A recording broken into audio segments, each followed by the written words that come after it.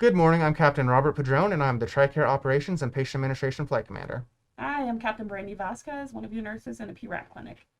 And we're here to talk to you about MHS Genesis, kind of what it is, kind of what to expect, and then what's going to occur over the next month as we transition to MHS Genesis, our electronic healthcare record, on 24 April. The first thing I want to speak to you today is from the clinical perspective of providers, kind of the reason why we're transitioning to MHS Genesis. So MHS Genesis isn't just an electronic healthcare record system that we're going to be using here at Minot Air Force Base or even at the Air Force level. This is going to be a DoD enterprise system. And it's the first time that all service branches are using the same electronic healthcare record system. So with that, it doesn't matter if you PCS or even have a short TDY to another location, whether it's Air Force, Army, wherever you go, they're going to have that same access to your electronic healthcare record system to make sure that's a seamless transition. They have a full history for you, and you're able to obtain the care that you need there. So it also eliminates the need for you to go get a copy of a radiology disc and take it to another base. All of it's centrally located and available at every duty location. Exactly. And what that ultimately means, that means safer care. So it frees up time and creates efficiencies for the provider from the medical perspective, and then also makes it safer care for you. That way you have a full medical history as a patient, no matter where you go with there. So not only are all of the military branches using the same electronic healthcare record system for the first time, but also the VA. So this is a really big one, and it's important for the patients because members, whether they're in for 4 years or 24 years, at some point they're going to separate or retire. And with that, if you transition your healthcare to the VA, they're going to have that full medical history, as Captain Vasquez spoke about, kind of that way it follows you along with there. The second piece to that is for any VA claims that you may have to submit, no more needing to go and obtain all your history, whether it was at base X or base Y. You don't need to go around and try and find all that documentation. They're going to have it all in that same electronic healthcare record system for you. If you're wondering what's going to happen to your old records, we're going to transition all of that information over so it will be available as well. Exactly, and that's what I want to speak to next. What does this mean for you as a patient? So yes, we are going to transition. It is a major change for us on 24 April to transition to the system. And all your electronic healthcare records, they're going to transition automatically. You don't need to do anything. There's no need for you to come into the med group, get copies of your medical records. Everything will be integrated on our end. So your medical records, your dental records, everything will be in this one single system, again, to create those efficiencies to make sure medical record isn't misplaced or perhaps in a different system, and that way the providers have access to the complete medical history from there. Another big change for the patients is going to be the MHS Genesis patient portal. So this is definitely a big plus for the patient. So with this system, it will replace some functionality of TRICARE Online, where you can communicate with your provider, secure messaging, relay health, but you're not losing any of that functionality. It may just be a different location where you're getting that information at. So with the MHS Genesis patient portal, you can view any lab results, view your entire healthcare medical record system, make appointments, view appointments, securely communicate with your provider, all in one system from the comfort of your home. So again, I want to just emphasize that you will not be losing any of these functions. And again, it's just to add that added benefit to the patient as a whole.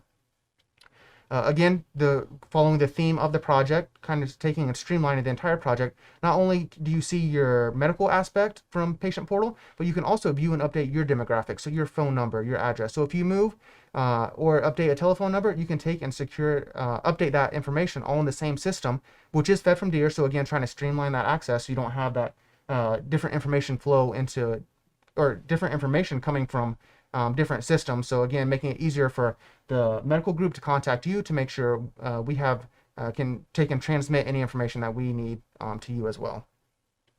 So the next question may be, when does this all become available? So don't worry, there's not going to be any delays or any different stages rolling everything out. The patient portal is going to become active the first day that we go live. So from day one, when we transition to MHS Genesis on that Saturday, 24 April, you can take and use all those functions, book appointments, talk to your provider, everything else from that day one. So there's no concern or any delay in losing any of those care. Next, I'd like to turn it over to Captain Vasquez to speak further on what to expect as a patient as we transition. So yeah, let's talk about that. What can you expect in MTF? Basically, the transition is going to take a bit of an effort from our staff, meaning that you can expect a little bit longer wait times for appointments. Our appointments are going to be temporarily reduced at first. And that's just to allow time for our staff to learn the process and become acquainted with MHS Genesis. Exactly. And with that, the entire purpose behind that, we just want to make sure we're not speeding into anything and take and slow things down to make sure we can continue to provide that safe care that you've become accustomed to and truly deserve. So again, while it may be a minor inconvenience or delay at the beginning, we're just trying to make sure we keep everything safe for you, the patient. So we would ask that you schedule your preventative appointments right now, especially before the 16th of April. And that'll just give us a little bit more time to transition and prepare. Another thing that you can expect is extended wait times at the lab and the pharmacy. So we recommend that you go in right now and complete any of those outstanding labs or pick up any prescriptions right now. Send in those requests right now to your provider to have that medication refilled. So that's one less thing that we'll have to worry about during our transition time. Exactly. And with that transition, it's going to be a complete new system for us. So if you have any current prescriptions, lab orders, referrals, anything like that in the current system, you may need to take and get that replaced if you don't utilize that before we go live on 24 April. So again, if you could come in, it would help us from the med group and then also help you as a patient. That way you don't have to come in, make another visit to get another lab or whatever healthcare that you may need. So again, the key date here is 24 April to remember. I do want to stress that the number of appointments will be decreased in the MTF. So just a reminder that if you are dependent, you can go downtown as long as it's within the TRICARE network.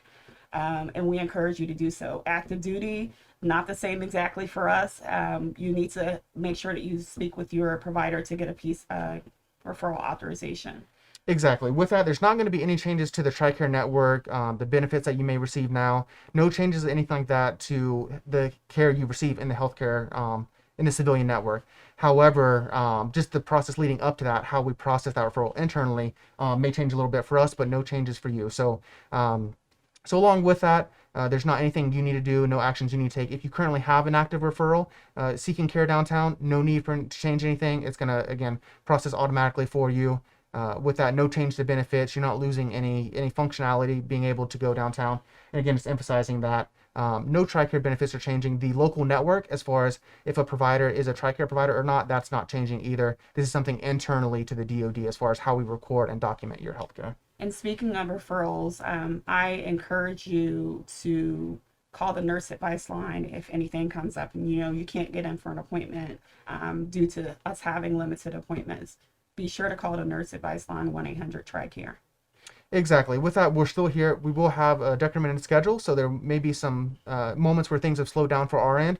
So I just want to thank you in advance for your patience. It is going to be a big transition for us, so we anticipate there may be some delays, especially in regards to booking appointments, the lab and pharmacy waiting areas, anything like that. So I just appreciate your understanding exactly during this time. With that, if you ever have any questions, you can always contact us. We want to make sure it's a successful transition for you as well. But again, just thank you for your time.